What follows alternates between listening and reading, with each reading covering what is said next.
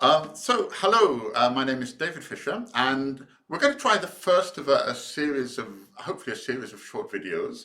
And the idea is to meet the teacher trainer, because there's a lot of teacher trainers. We know them very well. We know them. We know their work from conferences. You know their work from videos. But normally they'll be talking about a specific topic. And I just want to try the idea of just getting to know them. What drives them? What's their motivation? How do they feel about teaching? So the first one, and I'm going to just summon him in a magical way now with the magic of video, is an old friend of mine, Mark Andrews. So here's Mark. Mark always Hello. wanted to be on television, and here he is. Hi. Hello. Hello, Hi. hello, Mark. Lovely to see you. Lovely to Mark's see in you, Budapest. David. I'm in Prague, and we're using the magic of Zoom. And we're just going to just like just a very short interview with you, Mark, because, like I say, you've been around. Well, tell first of all maybe a little bit about your background, but I think many people know you. How long have you been teacher training around Central Europe, and where do you go?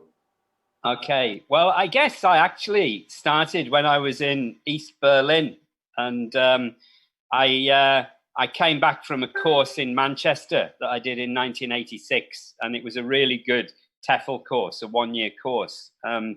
And then when I went to Berlin, I worked in a university, basically translating and interpreting. But after a year, I got into freelance teacher training. I wasn't qualified as a teacher trainer, but I used to go around schools in East Berlin and do little lessons, demonstration lessons, workshops for teachers. Yeah? So that was 1985, 6. Yeah. So how many years ago is that?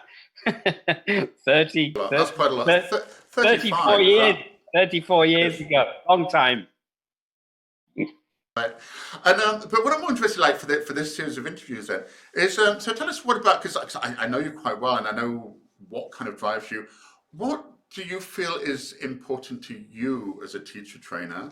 And what, if anything, what's your philosophy, or what do you feel that you personally can give to teachers, or that you want teachers to take from working with you and being with you? I guess I did an MA at Lancaster, 91, 92. And one of the things they said to us is that when you go and get jobs teacher training, one of the most important things is to basically try to understand the context in which teachers work, and not go there and bring all the good news, about ELT, yeah, but basically to try and understand people's context, to listen to people, and then to help them reflect, on the way that they teach, and to try and set up, discussions or watching lessons, and work with people like that. Yeah. So very much working from a bottom up way, instead of a kind First kind of thing. yeah, listening a lot, and trying to understand and teachers, and then trying to help them reflect on what they do to help them understand, what they're doing better, in the belief that understanding what they're doing will lead them to, maybe look at the way they teach, and want them to give them courage. I mean, that's another important principle of mine, to give people the courage, and the confidence to be able to try things out. Yeah. So is it fair to say, Mark, that when you say that, it sounds to me like, so you're not promoting any special methodology or any special way of teaching. It's more of a therapeutic approach, it sounds to me when you I say think that. so. I mean, when I was at Lancaster, we read a lot of Carl Rogers, and a lot of Carl Rogers, his books on freedom to learn, and he comes out of like clinical psychology, really, and being very positive and affirmative, with the people who 100% attention to the people who you're working with, and drawing on their experiences. Yes, yeah. So very much, rather than research from applied linguistics Right. suggests that this is how people learn languages. Really, when I did my MA, I thought I knew how people learnt languages, and I came out a year later, like being more unsure, and All right. understanding that it really is context bound.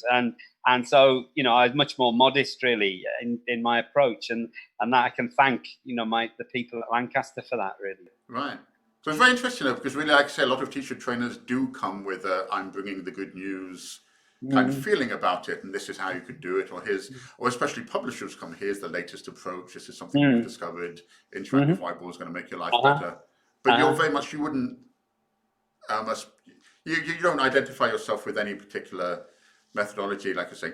Not at all. No. I think we're in a beyond methodology situation now. We've gone through all these, different levels of audiolingualism and communicative language teaching, and then Suggestopedia and Silent Way and all these different methods. But honestly, we're now, I think, much more into understanding that we need to look at people's local contexts and work with people, in that way.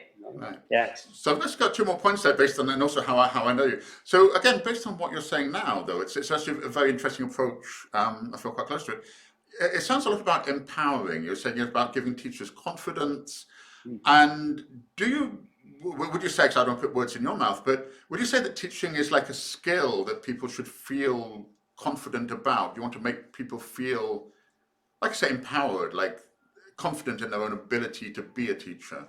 I think, most of the people I work with now are teachers, so it's in-service teacher training. I used to work a lot with pre-service teacher training. Yeah. So, it is about, there are skills, there are techniques, and ever since the lockdown, I've spent every day for 2 months now, I've been putting up little task activities, techniques, things to suggest that things, people might do. Yeah. So I think there are techniques and there are certain methods and there are skills that you can acquire, but there's also things deeper than this, which are to do with an approach to learners, an approach to the way in which you teach, the way you treat people, the way you care about people's learning, that really underlie methodologies, and skills, So it's to do with making people feel good about what they do, and not going in from a deficiency perspective, like trying to make up for what people are lacking, I've never ever liked that approach, and really to look at what people do, and what they do well, and tend to identify where they might want to develop, like in whatever area. Okay. So it's very much a conversation. It's negotiated, it's jointly constructed. It's not, me as an expert coming in and imposing a certain way of working. Right. That's interesting. I've known you a long time, and I would never actually have named that in that way. That's actually very interesting. One thing, though, I do know about you, though, is you very much like to focus on local things, too, though. So if I was going to name something I would identify you with, it would be very much this idea of focusing on realia and the local environment. So is that something you actively try to promote? Absolutely, all the time. And again, one thing after Lancaster, they said, get to know your local context. Yeah, get to know the history, get to know the geography, get to know the language. Get to know everything you can.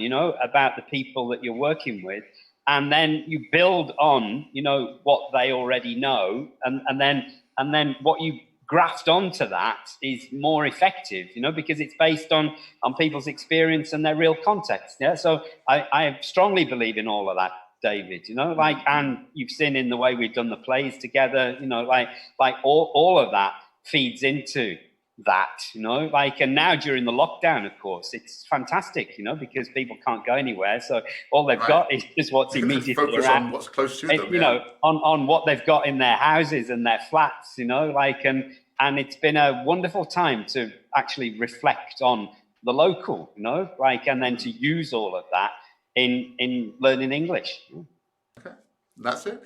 Thank you very much, Mark. I think it was nice. I like the format very much, and very nice just getting to the core of what you feel and think and what drives you to be a teacher trainer. So that's it. Great. Yeah. Mark Andrews, thank you very much. And thank you, guys.